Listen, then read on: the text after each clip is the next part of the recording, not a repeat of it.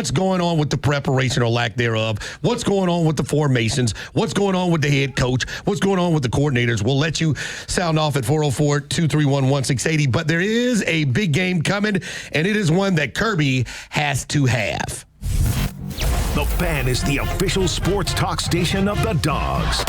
25-20, far sideline, 15, 10, 5, get in there, touchdown! And the locker room is on the beat.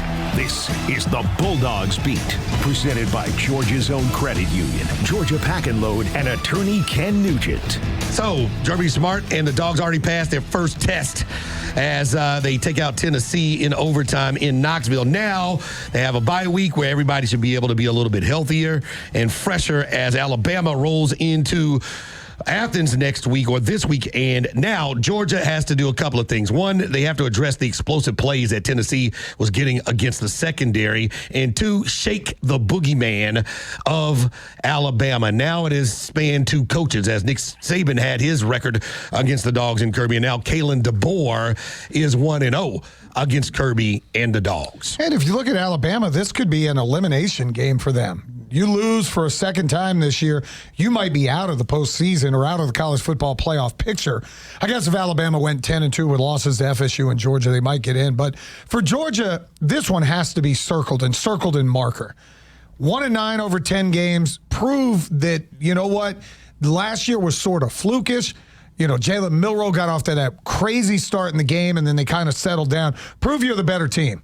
And I think Georgia is. I'm still not sold on Alabama because they scored a bunch of points against Wisconsin and some other team. Because they looked disinterested and not physical at all when they played Florida State. Do we get defense or do we get a high-scoring game like we got with Georgia and the Vols? So a big week for both Kirby Smart and Kalen DeBoer. If he loses that game, he's in big trouble like Billy Napier. And Dabo Swinney is in Clemson. 404-231-1680. Total dismantling of the Atlanta Falcons. Yesterday, they go up to Charlotte, and they lose to a winless team at the time, 30-0. First shutout for the Falcons in a decade. They did not make any trips to the red zone. There was no spark at all from any of the playmakers. You had errors all over the field on all three phases. A pick six and two picks from Michael Penix. Two missed field goals by Parker Romo. You had two guys running into each other on a punt return. You have a muffed kickoff that helped Carolina get really good field position on a kickoff. And your defense ended up giving up 23 points. 6 of those or 7 go to Michael Penix on the pick six. Total disaster, unprepared, and no response to anything that the Carolina Panthers were doing to you for 4 quarters. I remember being on the sidelines. We played in Carolina the year they go to the Super Bowl, and they bludgeon the Falcons, the year that they go 15-1. And that, to me, felt like one of the most embarrassing games ever because Carolina, that was when they decided to do, like, the selfies on the sideline and everything. That Carolina team went 15-1. So you got blown out by a Super Bowl team. This Carolina team might win 4 games, maybe 5. And you got embarrassed worse than anybody in the NFL yesterday. The Saints, who want to be terrible, weren't as bad as you were. Bad teams score 10 points, 13 points. You don't get shut out in the NFL. You know, bad teams find a way to at least be competitive. Most games in the NFL are one-score games. To be blown out by a team that had nothing going. What was the number you kept throwing out?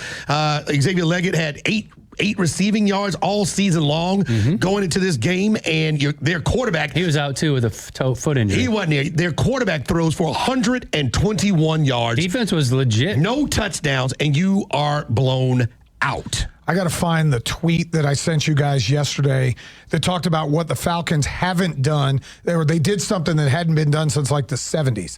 It's ridiculous to give up or get outgained by 100 yards or outgain somebody by 100 yards and get shutouts. First time that had happened since the 70s. Well, and of course we did it. It looks like the offense is going back to the early 70s. Zach Robinson needs to figure it out, or Raheem Morris needs to find somebody that can figure it out for him. This has to be the last game that there's no offense. 404-231-1680. Tyler, you've been holding. Thank you for calling us here in the locker room. Hey, good morning, guys. Yeah, I've been done with Raheem Morris since he totally blew the game against Washington last year with his clock management. It was terrible.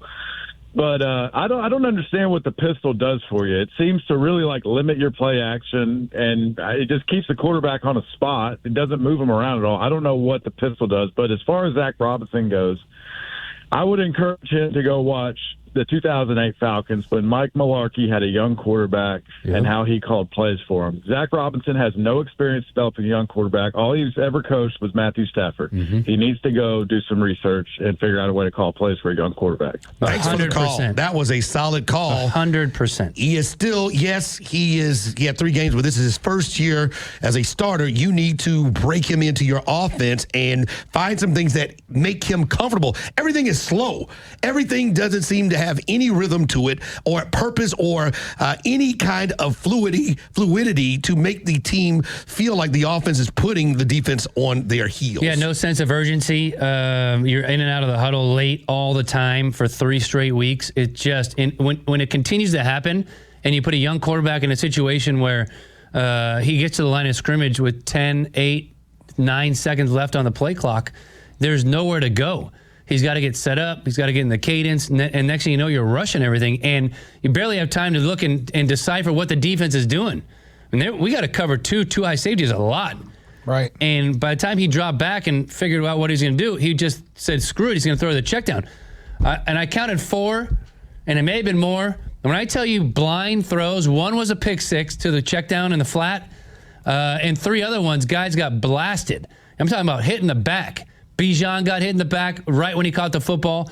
Kyle Pitts got blasted in the back as soon as he caught the football in the flat, because that's his little kind of crutch where he knows somebody's there and just get rid of it as fast as he can, not look downfield. On the pick 6, the play design was perfect. You had a clear out route in the middle from the slot guy. The outside receiver ran an in route, and it was as clear as day. Hit your third or fourth step, throw the ball to the in route, get your first down, get up there, move the chains, and go. He freaks out, throws it to the flat where the corner's just sitting there, and it's a pick 6. It was very, very strange and uncharacteristic. I think he was hurt.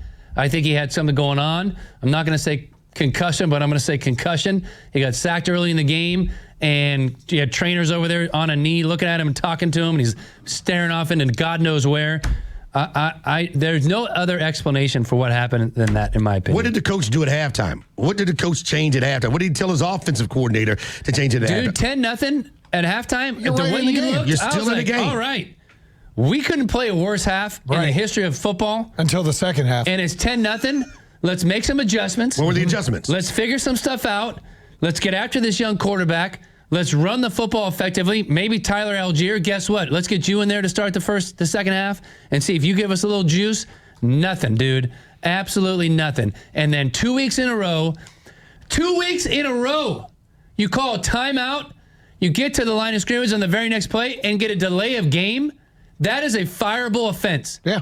By the offensive coordinator, the head coach. Somebody's got to pay for that. You cannot have that happen in a professional football game.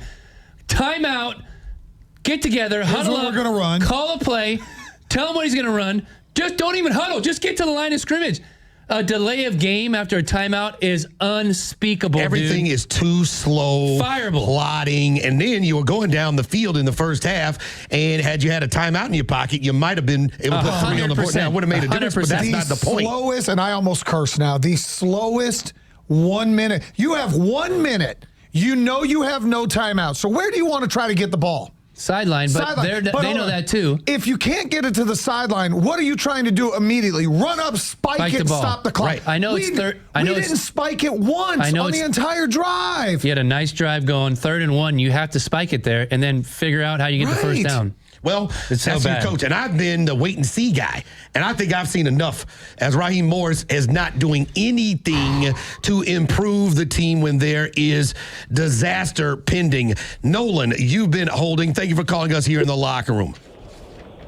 Hey, good morning, y'all. Or I guess good morning, but yesterday was just embarrassing, and it's getting to the point where I don't even think it's just an ineptitude with coaching and play calling. It's starting to become a systemic thing where you're not seeing guys hustling around.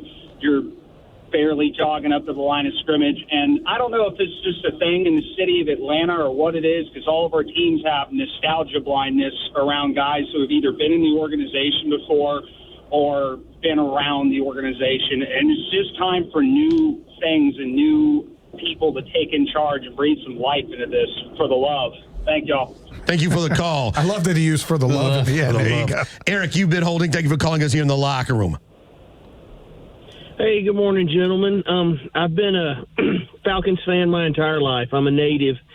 And one of the things I did a few years ago to save my mental health, and I know it sounds sad, but I just stopped caring. All of my give a damn gets taken up on Saturdays with Georgia, and my suggestion to the people of Atlanta who are tired of the Falcons' inconsistency is to become a Georgia fan. Pull for Georgia Tech, because I say this as a dyed-in-the-wool Bulldog. I'm really excited about what Brent Key is building down on North Avenue. I think it's going to be fantastic for the rivalry, and I think Black Friday going forward years from now, it's going to be as important as Auburn, Alabama, the Iron Bowl, and Ohio State, Michigan. So the state of football in the state of Georgia is in a good place as long as you're not putting all of your investment in the Falcons. Amen to that. Years of losing, guys, I'm just over it. Thanks for taking my call. Thanks for the call, Eric. It's work. It shouldn't be work to be a fan of any entity, college or pro, and people are starting to get tired. I'm telling you, man, people were, I talked to 3 people who were in Charlotte. One left early. Now, we had jokes about staying to 70-0 games at the end, and when you leave a game, people left early yesterday to get back down the road because they had enough. 100%. And there's a lot of passion for the Falcons, and the Falcon fans keep getting set up and let down horrifically. To the point, I would much rather, and I like college football better anyway, but I'd much rather go to a college game than go watch the Falcons. It feels like work watching them.